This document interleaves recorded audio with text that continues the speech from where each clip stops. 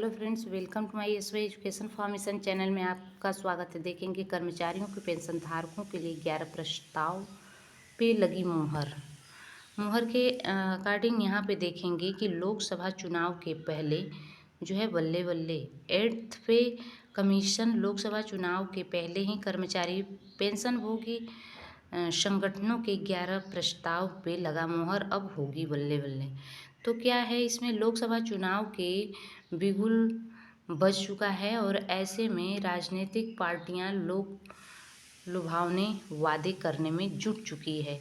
और एक तरफ से केंद्र सरकार 5 किलो राशन दे करके चुनाव में जीतने की गारंटी दे चुका है, और वही कर्मचारी और पेंशनभोगियों के लिए कांग्रेस पार्टी पुरानी पेंशन बहाली का वादा करके चुनाव में जीतने का दम भर रही है। और ऐसे में लोकसभा चुनाव की काफ़ी दिलचस्प हो चुका है, और उसी कड़ी में जो है एनएम ओपीएस के राष्ट्रीय अध्यक्ष विजय कुमार बंधु कांग्रेस पार्टी के अध्यक्ष मल्लिकार्जुन खड़गे से मिले और अपनी कुछ मांगे चुनावी घोषणा पत्र में शामिल करने का आग्रह किया। इसके बाद जो है देखेंगे एआईटीयूसी ने जो है आईएनडीआईए गठबंधन से जो है 11 बड़ी जो है मांगे चुनावी घोषणा में शामिल करके आग्रह किया है, जो कि स्क्रीन पे जो है दिख सकती है आपके सामने।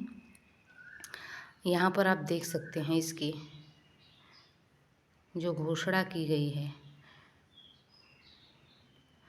ठीक है, पहले नंबर पे 8वां वेतन आयोग और पुरानी पेंशन की बहाली, न्यूनतम वेतन 26,000, बोनस की सीमा को बढ़ाया जाए, आयकर सीमा बढ़ाया जाए, हाई कोर्ट सुप्रीम कोर्ट के फैसले का लाभ सभी को मिले, पेंशन धारकों को रेलवे में रियायत और हर जो है ज़िले में सीजीएस वेलनेस सेंटर और निजी कॉरपोरेट अस्पतालों में चिकित्सा सीजीएचएस दर पर मिले, और ईपीएस 95 के तहत जो है 9,000 पेंशन की गारंटी, समान काम समान वेतन, अग्रवीर योजना को बंद किया जाए। तो ये रहा दोस्तों, उम्मीद करते हैं कि आप देख सकते हैं यहाँ पे।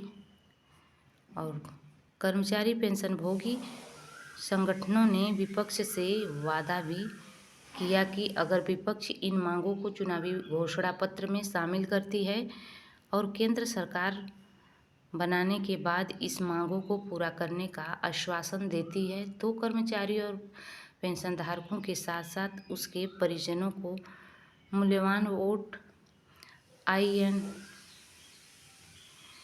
आईएनडीआईए गठबंधन के इंडिया यानी गठबंधन के साथ में ही जो है कौन कौन से मांग है जो विपक्ष के चुनावी घोषणा पत्र में शामिल करने की मांग की गई है।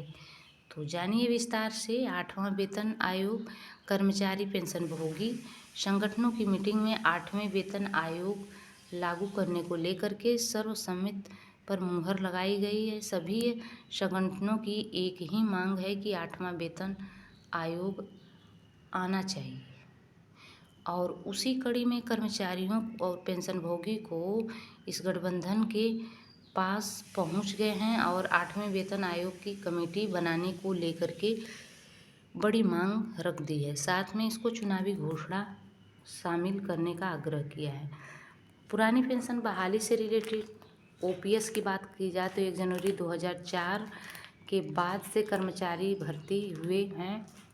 जो ऐसे कर्मचारियों को पुरानी पेंशन का फ़ायदा दिया जाए, पेंशन को लेकर के भेदभाव न किया जाए, और संगठन की मीटिंग में सर्वसम्मति के लिए ऊपर मुहर लगाई गई, और विपक्ष के चुनावी घोषणा पत्र में इस मुद्दे को भी शामिल करने का आग्रह किया जाए। न्यूनतम वेतन 26,000। 7वां वेतन आयोग 1 जनवरी 2016 से लागू किया गया है।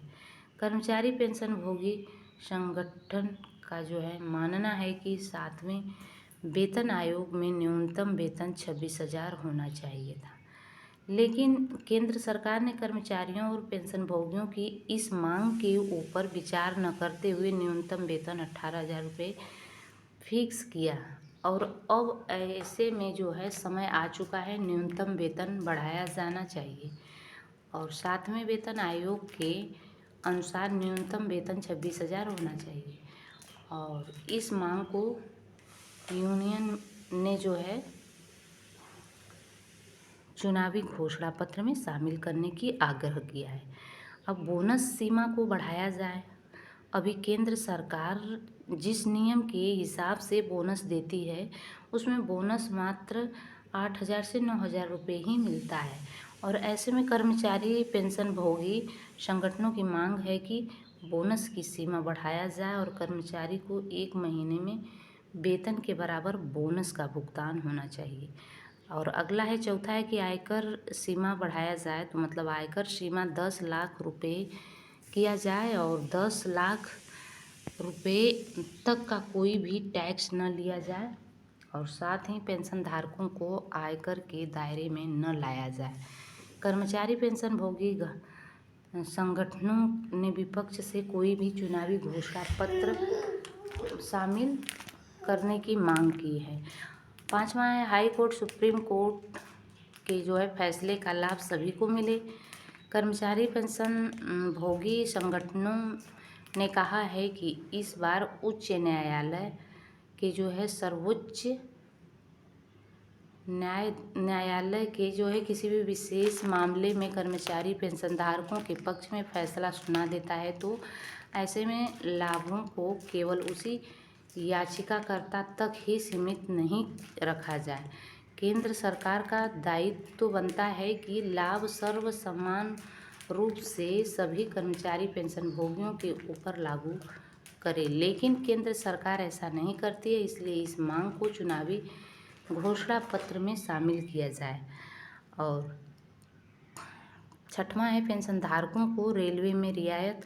पेंशनभोगियों को रेलवे किराए में रियायत दिया जाए। कोरोना के समय इसको बंद कर दिया गया था और इसको फिर से बहाल किया जाए। और इस मांग को भी लोकसभा चुनाव के घोषणा पत्र में शामिल किया जाए।